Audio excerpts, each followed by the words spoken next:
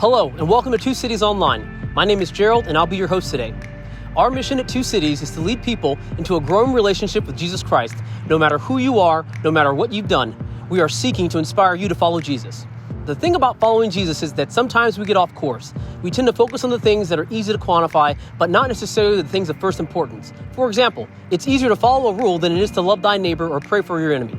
So in our current series, we've been looking at some different ways we might be missing the point in our walk with Jesus, and today we're finishing up our series, Adventures in Missing the Point.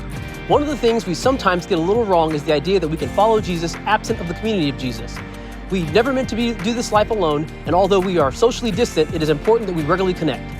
So to help with that, we have 2 Zoom groups that meet weekly, as well as a few private Facebook groups that interact daily. You can find the details for those in the video description. Now, here's Micah, our pastor, with a special announcement. Thanks, Gerald. Well, next week we are celebrating our 6th year anniversary. And if you've been around for any length of time, you know that we have a tradition on our anniversary, a taco truck. So we want to extend that tradition to this year as well. So here's what we're going to do. We're going to have our morning service online, just like we've been doing. And then at 5 p.m. Sunday evening, that's next Sunday, October 4th, at 5 p.m. at Dry Creek Park, which is on Clovis Avenue between Alluvial and Nice. We're gonna have a taco truck. We're gonna have free tacos for all of you. So we'd love for you to come out, see us in person, and let's hang out for a little bit. The play equipment has been open in Clovis for a while, and so if you would like your kids to play on the equipment, that's totally up to you.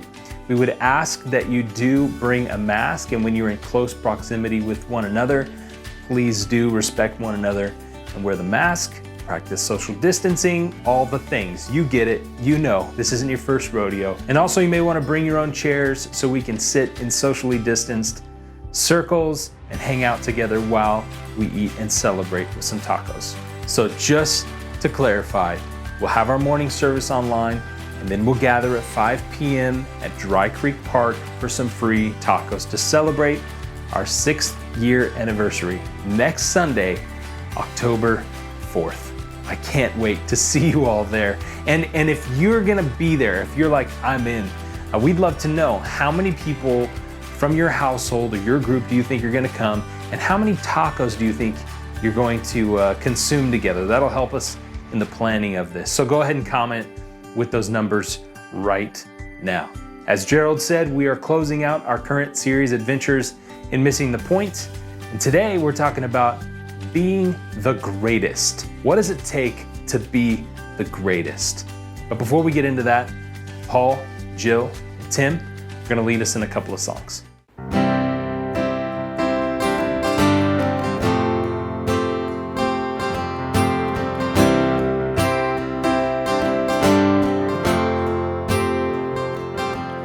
When darkness tries to roll over my bones, when sorrow comes to steal the joy I own, when brokenness and pain is all I know, oh, I won't be shaken, no, I won't be shaken, 'cause my fear doesn't stand a chance when I stand in your love. My fear doesn't stand a chance when I stand in your love. My fear doesn't stand a chance when I stand in your love. Oh, shame no longer has a place to hide, and I am not a captive to the light. I'm not afraid to leave my past behind. Oh, I won't be shaken, no, I won't be shaken. My fear doesn't stand a chance when I stand in your love. My fear doesn't stand a chance when I stand in your love. My fear doesn't stand a chance when I stand in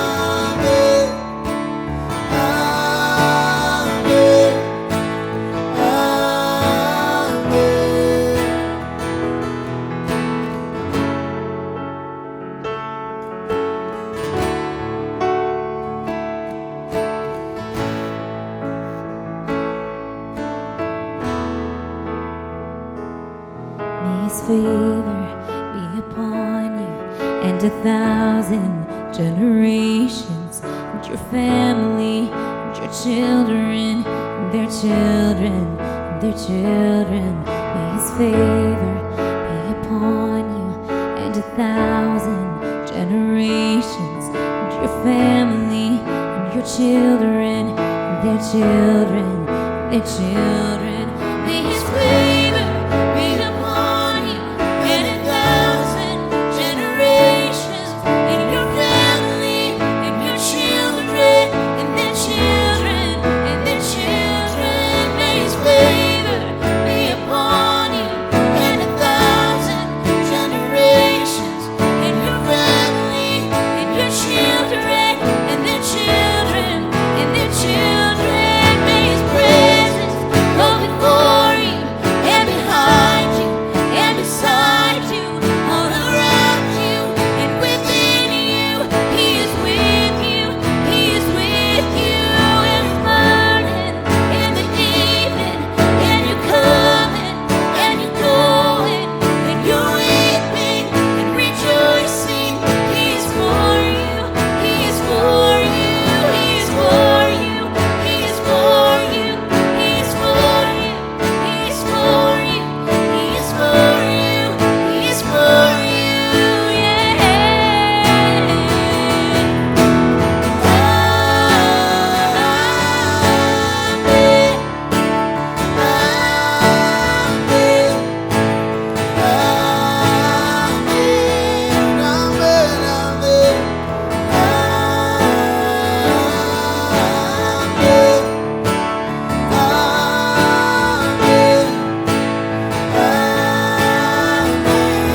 May his favor be upon you and 1,000 generations, and your family, and your children, and their children, and their children. May his presence go before you and behind you and beside you, all around you and within you. He is with you, he is with you in the morning, in the evening, and you're coming and you're going, and you're weeping and rejoicing. He is for you, he is for you, he is for you, he is for you, he is for you, he is for you, he is for you, he is for you.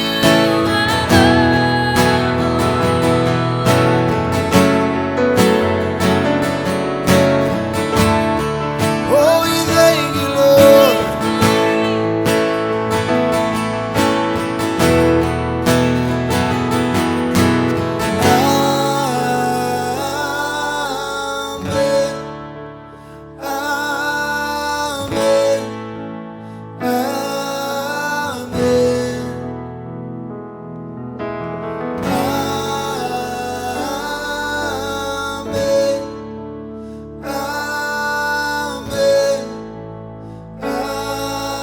Amen.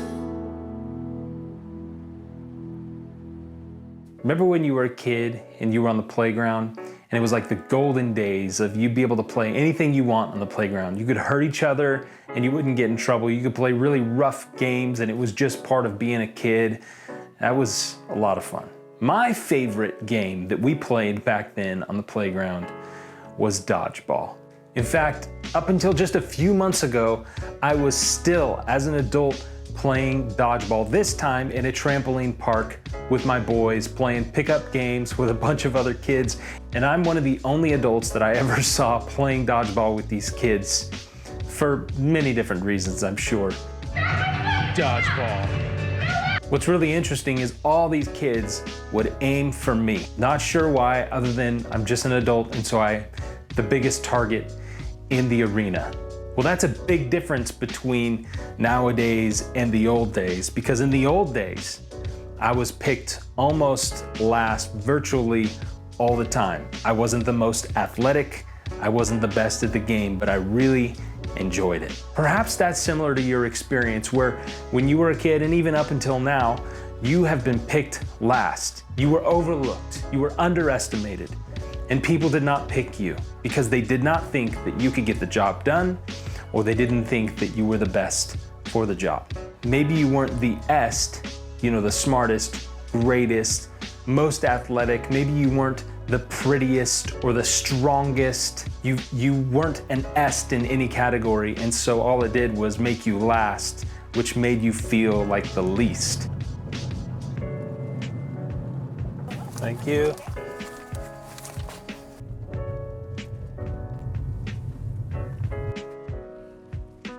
Imagine being a young Jewish boy in the first century, and you have been studying the Hebrew scriptures from age 5 to 13, and now your time studying those things is coming to an end, and the question becomes, are you going to continue pursuing that education, or are you going to fall into the family trade? The family trade could be fishing, woodworking, farming, could be any number of things. But either you're going to continue to pursue your education in the Torah, in the Hebrew scriptures, or you're going to go into the family trade. You'd have to be about in the top 1% of the boys your age to continue on with that education. And here's why.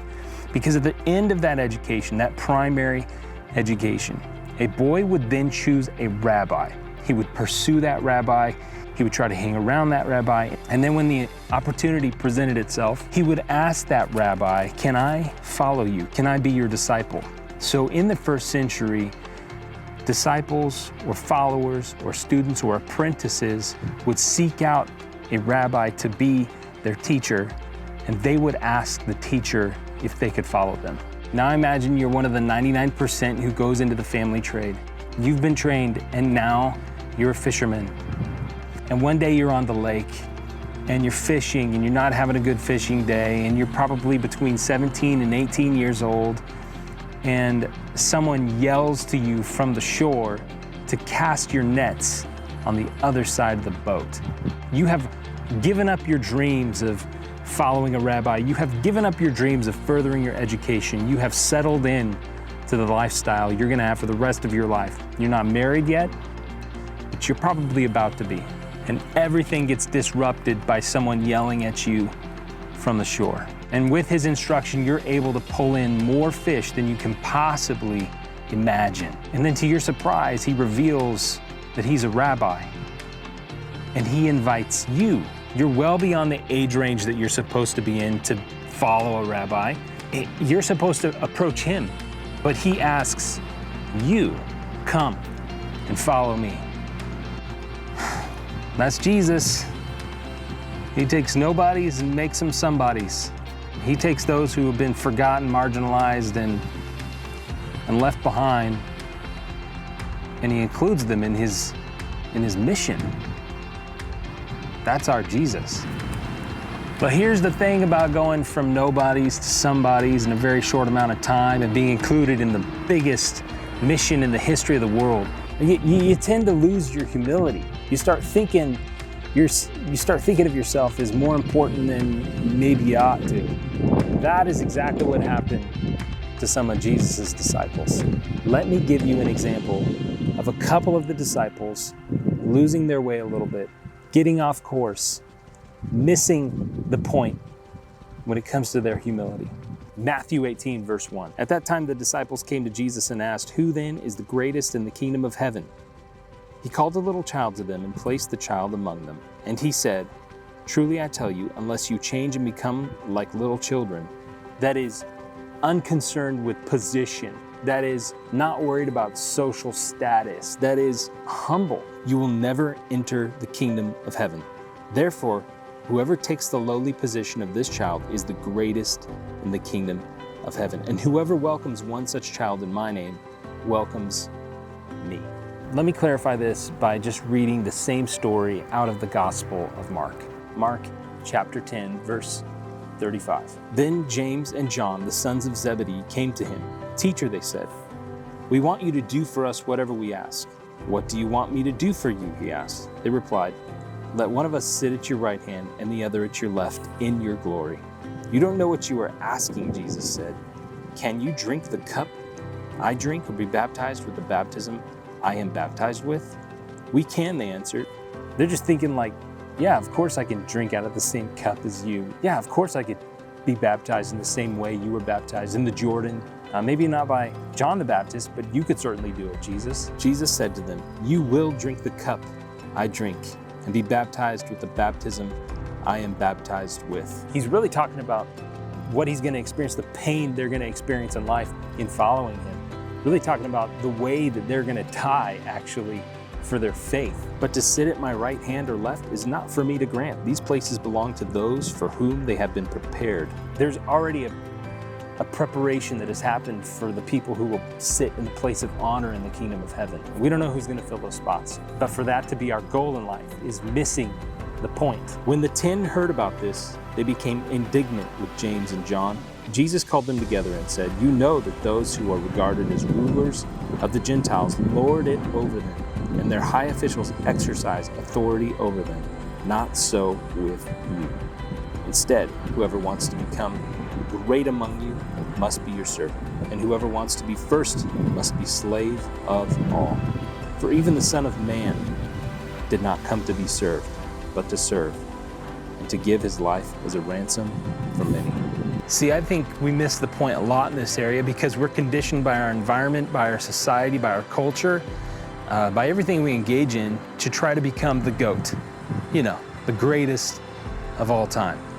But here's the thing, in the kingdom of God, in order to be the GOAT, you've got to be like the LOAT. In order to be the greatest of all time, you've got to be like the least of all these. If you want to be great in the kingdom of heaven, you climb down the social ladder, not up. You seek to serve others, not to be served by others. You got to be concerned for the welfare of other people, not your own welfare. In fact, sacrifice is a way of life for you, not something to be avoided at all costs. One thing I've said many, many times in the context of sermons or emails or conversations is there's one question that haunts me that I'm always trying to figure out how to answer. And that question is simply this: how do I help you give more of your life away? Not to me, not to 2Cities, not to any particular person other than Jesus. And how you give your life away to Jesus is you give away your time, your wealth, your energy, your thoughts, your prayers for other people, for those who are lower than you socially.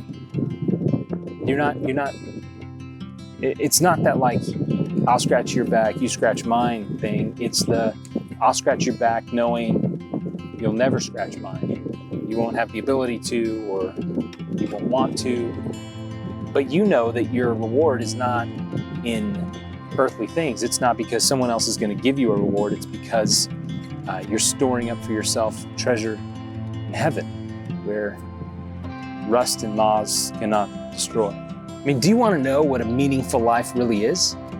A meaningful life is a life lived for the sake of other people. I mean, Jesus puts it this way, Matthew chapter 10, verse 38. Whoever does not take up their cross and follow me is not worthy of me. Whoever finds their life will lose it. And whoever loses their life for my sake will find it. I mean, just think about this.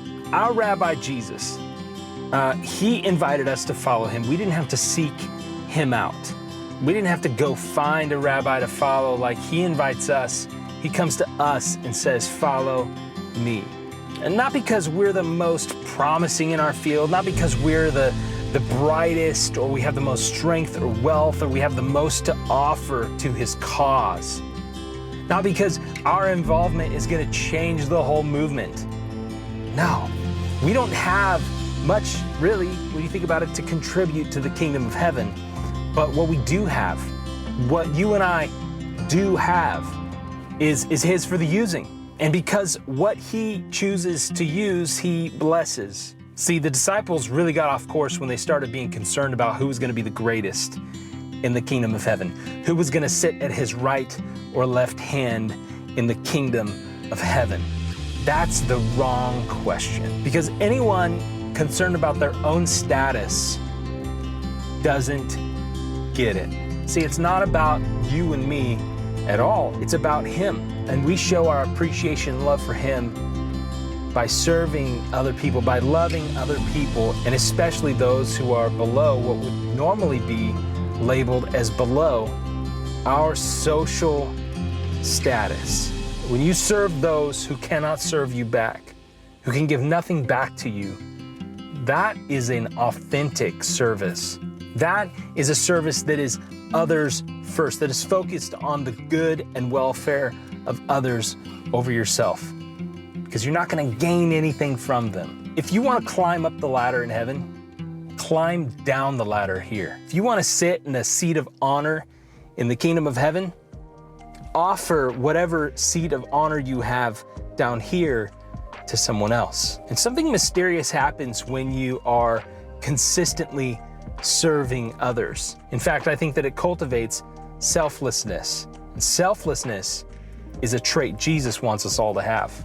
It's a trait he embodies. Something miraculous happens when you serve others who will never serve you. Your heart begins to change. You forget about making a name for yourself and worrying about your own status, because you're genuinely concerned for others. You could say it like this: your perspective is getting fixed. See, in the first century, disciples would follow their rabbis for like 3 years. They would literally walk around with them and learn everything they knew about the Hebrew scriptures and about their interpretation of the scriptures. They would literally become one of them. They would literally become like a little follower of theirs. And at the end of that time, they would be released to go sort of start their own rabbinic school, meaning they would start developing their own style and eventually one day find their own young apprentices, about 13 years old. See, if you're a Jesus follower, you're supposed to be a disciple. And a disciple of Jesus, a follower of Jesus, doesn't need recognition from anyone for their good deeds. They don't need anybody fancy to know they've done anything good for anyone else. In fact, they kind of play this game where they try to hide it, where they do things secretly for other people, hoping that nobody finds out who did it, because they don't want to waste the reward on earthly recognition. They're just trying to serve. They're being a servant. If this were a sports metaphor, I'd say something like, it's not about being the best guy on the basketball field. It's not about having the most dunks. It's not about having the most assists. It's not about warming the bench for somebody else. It's about grabbing the towel and wiping the spit off the floor. That's what a disciple does. The lowliest of tasks. So my question for you today is, are you a disciple of Jesus? Are you part of the kingdom of heaven? There's really only one way to do that, to become a citizen of heaven, and that's through Jesus. And here's what you gotta do. You gotta put your trust and faith in him. You've gotta take on his identity and leave yours at the door. You gotta give him you and take on him. So if you haven't done that, I wanna invite you to start that process by just giving your life to Jesus today. Just pray this prayer with me. Father, thank you so much for giving me the opportunity, for calling me to be one of your disciples. I want to ask you to fill me up with your Holy Spirit to guide me in this process. I'm giving up my own identity, I'm giving it to you, and I'm taking on yours. Father, live my life for me. Live through me for the sake of others. Help me to be a kingdom contributor in the grandest or smallest of ways, not for my glory, but yours. In Jesus' name, amen.